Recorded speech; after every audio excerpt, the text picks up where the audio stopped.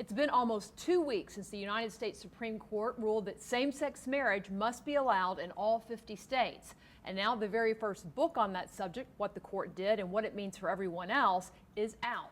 I'm joined now by the author of that book, Truth Overruled, Ryan Anderson, expert at the Heritage Foundation. Thanks for talking about this. Thanks for having this. Yeah. There's been a lot of discussion on this topic. What are people going to gain by reading your book? Sure, they're going to find out first what the court said and why the court got it wrong. There's a chapter that analyzes Justice Kennedy's majority opinion, and then it analyzes the 4 dissents. And not surprisingly, the 4 dissents got it right. Chief Justice Roberts, Justice Scalia, Justice Thomas, and Justice Alito all provide great arguments for why the court shouldn't have redefined marriage in all 50 states. But beyond the constitutional questions, it goes through the philosophical question of what is marriage? Why does marriage matter for public policy?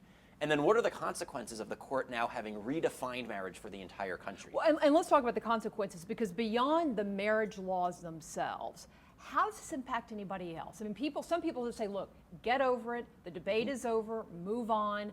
Why do you say, no, we can't just move on? Sure. So I point out 4 different types of consequences as a result of the court's redefinition. The first is to marriage itself. It'll be very hard to say that fathers are essential when Justice Kennedy has redefined marriage to make fathers optional. We've already seen in the states that had redefined marriage democratically and in European nations that where marriage has been redefined, marriage has been weakened. Marriage redefinition. And by that you mean marriage, both lower heterosexual, marriage, yes. Same-sex marriage across the board? Across the board, because it's both a symptom and a cause. Societies that have depreciated marriage tend to redefine marriage, which in turn accelerates the depreciation of marriage. So we saw that marriage rates declined by more than 5% in each of the U.S. states that had redefined marriage. So that's one consequence. The second consequence is that there's no reason why the redefinition of marriage would stop here. And already in the days after the decision, we saw several people calling for polyamory and polygamy as the next frontier of the civil rights issue of marriage redefinition. The third consequence is really one that people haven't latched onto yet, and it's for unborn human life. Redefining marriage redefines parenthood. It redefines the obligations that adults have to children. It also will increase the use of assisted reproductive technologies, which leave in their wake many frozen embryos and embryos that will never be implanted. The fourth consequence is the one that we've been experiencing first and foremost, and that's for religious liberty. We've seen the cases of the bakers, the florists, the photographers, adoption agencies, Christian schools and universities have all come under threat or even government fines and penalties because of their beliefs about marriage. And here I quote some of the great reporting from the Daily Signal. Most recently, a baker in Oregon fined over $135,000 simply for declining to bake a same-sex wedding cake. But in that sense, do you think it now moves to these state battles over religious freedom laws in individual states? We've already seen some of those coming. Is that the next That'll step? be part of it. It'll be protecting religious liberty at the state level, but also at the federal level. So I mentioned in the book that the First Amendment Defense Act, which has been introduced by Senator Lee and Representative Labrador, is one way of preventing the federal government from violating anyone's First Amendment's rights and preventing the federal government from discriminating against people of faith who believe the truth about marriage. But so too, not just churches, but business owners, charities, like the florist, schools, business owners. More or less, the free exercise of religion is not just the freedom of worship. So there's a chapter in the book that talks about religious liberty as a natural human right. And it's not what the Obama administration has been saying, where it's freedom inside of your chapel to do what you want to do. It's freedom Monday through Saturday as well, to live out your faith in the public square. And so we need to protect the freedom both of churches and of schools and of charities, but also of people in the commercial realm. Right. You also have a chapter in here that deals with the latest research talking about same-sex parenting. Why is that important, Mike? Yeah. What we saw is that there had been a consensus for about 40 years that family structure matters, and that the family structure that provides the best setting for children is the married, biological, intact family with a mother and a father. And then within the past decade, we started seeing these headlines that say there's no differences between same-sex parenting and married parenting. I highlight some of the more recent social science that investigated first that bad science, and then second has conducted large random representative sampling of this.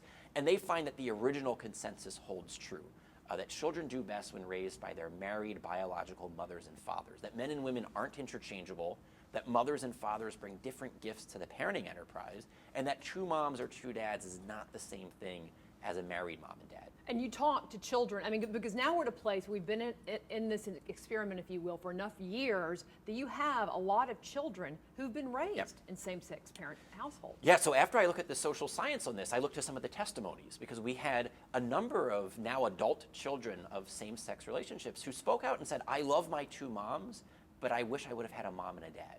That even though my two moms were great mothers, neither of them could be a father. And what they pointed out, and it was the first time I heard this phrase, they said that same-sex marriage institutionalizes missing parents. And that children who were raised in a divorced family, divorce and remarriage, adoptive families, single families, those children were all allowed to say, hey, I'm struggling because my dad's missing or my mom's missing. They were saying that same-sex marriage will actually make it so that children being raised by same-sex couples will be told, the problem's not with objective reality, the problem's with you. You're interpreting your reality falsely. And they said that this is an institution that institutionalizes missing parents. Those who still believe in traditional marriage and believe that same-sex marriage is the wrong way to go for this country, who are concerned about religious freedom, they're being told it's over, move on, stop talking about it. In some cases, being bullied or threatened to not talk about it. How can those watching our interview, who you're saying, you got to get my book, and you should, how is it going to help them talk about it, whether it's to their neighbors, to local media, I mean, to others around them, to really keep this issue alive? Yeah, that's a great question. The central thesis of the book is to look to the pro-life movement and to borrow the lessons that we've learned from the successes of the pro-life movement. 42 years ago, after Roe v. Wade, people were saying the same thing, that it's over, that the pro-lifers had lost, and to just get with the times, right? Get with it. What we now see is that my generation is more pro-life than my parents' generation. Even though 40 years ago, my parents were told, oh no, all the young people are going to be pro-choice, you're on the wrong side of history. But my parents' generation did the hard work of bearing witness to the truth. And now today, we get to reap those fruits. The same thing needs to take place on the marriage issue. And so I looked to three particular lessons. The first thing the pro-life movement did was that they rejected Roe v. Wade. They said that Roe v. Wade was a wrong court ruling, that it got the Constitution wrong and it got unborn children wrong. It told a lie about the Constitution, told a lie about unborn children. We have to do the same thing with the marriage ruling. It got the Constitution wrong and it got marriage wrong. The second thing the pro-life movement did was it protected its freedom. It made sure that no pro-life American would ever have to pay for abortion or perform abortion. We now need to do the same thing to make sure that no pro-marriage American will ever be forced to violate their beliefs about marriage. The third thing the pro-life movement did, and this is the most important and this will be the most difficult, was that they committed themselves to the long haul of bearing witness to the truth. The pro-life cause wasn't won, and it won't be won in the next vote on Congress or the next election cycle. It'll take a generation, intergenerational bearing witness to the truth. The same thing on marriage. It won't be won with the next vote in Congress. It won't be won in the next general election. It'll be won by bearing witness in the workplace and in families and communities. So I have several chapters that spell out, how do you make the argument for marriage? How do you live out the truth about marriage?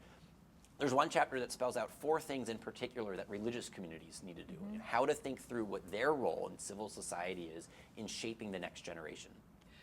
Ryan Anderson, it's called Truth Overruled, The Future of Marriage and Religious Liberty. It's for those who want to know how to talk about it, and frankly, for those who are undecided on the issue, this is a great book to read. Thank you. Thank you.